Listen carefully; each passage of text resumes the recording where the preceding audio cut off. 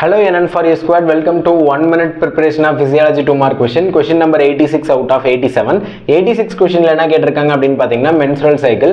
Menstrual cycleனா என்னன்னு பாத்தீங்கன்னா ஒரு regular rhythmic cycle. இது பாத்தீங்கன்னா 28 days normal durationல occur ஆகும். அதாவது வந்து ovarian hormones வந்து produce ஆகிற அந்த relaxing time தான் வந்து பாத்தீங்கன்னா menstrual cycleனு சொல்றாங்க. எந்த இடத்துல இது take place ஆகும் அப்படினு பாத்தீங்கன்னா endometriumல இருக்கக்கூடிய lining tissueல தான் அந்த menstrual cycle வந்து occur ஆகும்னு சொல்றாங்க. வாங்க two line definition பாப்போம்.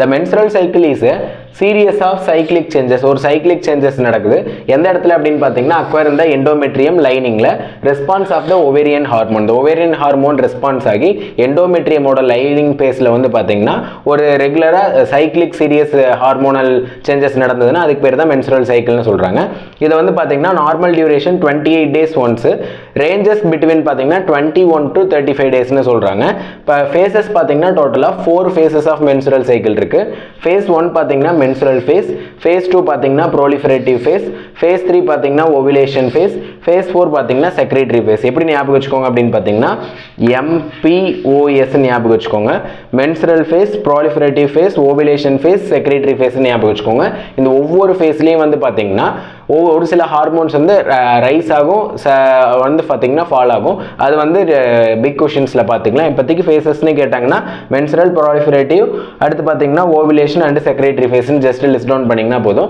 Okay thank you for watching this video இப்போ 86 physiology 2 mark கம்ப்ளீட் பண்ணிட்டோம் ப்ரீவியஸா நம்மளோட சேனல்ல 85 2 mark அப்லோட் பண்ணிருக்கோம் அதையும் சர்ச் பண்ணி படிங்க thank you